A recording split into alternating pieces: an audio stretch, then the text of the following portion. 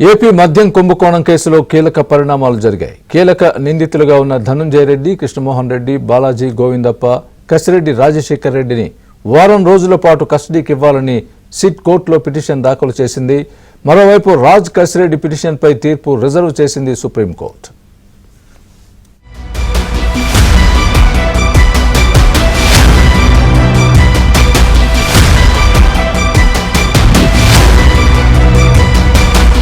YCP ప్రభుత్వ హయాంలో 2014 నుంచి 2019 వరకు జరిగిన మద్యం కుంభకోణంలో సిట్టు దర్యాప్తు కీలక దశకు చేరుకుంటోంది.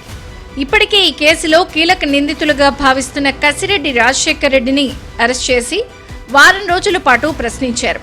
ఇక ఇదే కేసులో బాలాజీ గోవిందప్పను మైసూర్ సమీప అటవీ ప్రాంతంలోని రిసార్ట్లో సిట్ అధికారులు అదుపులోకి తీసుకున్నారు.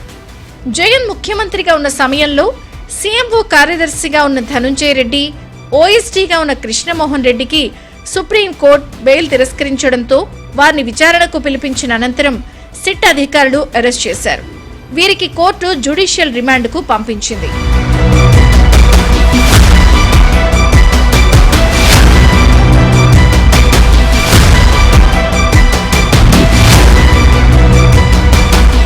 అయితే ఈ కేసులో A1 గా ఉన్న కసిరెడ్డి రాజశేఖర్ రెడ్డి, A31 గా ఉన్న రిటైర్డ్ IAS అధికారి ధనంజయ రెడ్డి, A32 గా ఉన్న మాజీ ఓఎస్డీ కృష్ణమోహన్ రెడ్డి, A33 గా ఉన్న బాలాజీ గోవిందప్పలను కూడా తమ కస్టడీకి ఇవ్వాలని సిట్ అధికారులు విజయవాడ కోర్టులో పిటిషన్ వేశారు.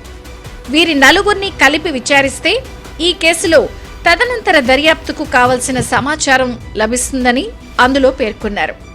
వీరు నలుగురే ఈ కుంభకోణంలో కీలక నిందితులుగా ఉన్నారని తెలిపింది. వీరి నలుగురికి తెలిసి అనేక పరిణామాలు చోటు చేసుకున్నాయని, అందువల్ల కలిపి విచారించాల్సిన అవసరం ఉందని కూడా పిటిషన్లో స్పష్టం చేశారు.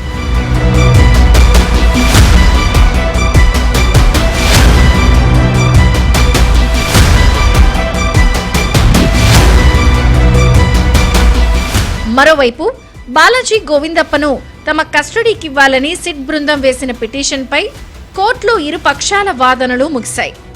వారం రోజుల పాటు తమ కస్టడీకి ఇవ్వాలని సిట్ కోరింది. ఆడిటర్ కూడా అయిన భారతీ సిమెంట్స్ డైరెక్టర్గా ఉన్న బాలాజీ గోవిందప్పకు మద్యం ముడుపులు ఎవరికి ఎలా వెళ్లాయో తెలుస్తుందని కూడా సిట్ పేర్కొంది. దీంతో పాటు ఇప్పటికే ఈ కేసులో A1 గా ఉన్న కసిరెడ్డి రాజశేఖర్ రెడ్డిని వారం రోజుల పాటు సిట్ కస్టడీకి విజయవాడ కోర్టు అనుమతించింది.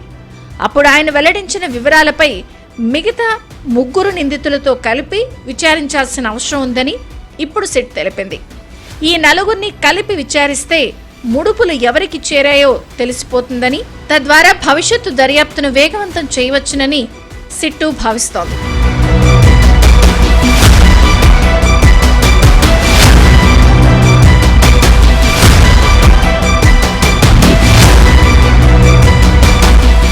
మరోవైపు లిక్కర్ స్కామ్ కేసులో తన అరెస్టు చట్ట విరుద్ధమంటూ కసిరెడ్డి రాజశేఖర్ రెడ్డి దాఖలు చేసిన పిటిషన్పై సుప్రీంకోర్టు తీర్పును రిజర్వ్ చేసింది.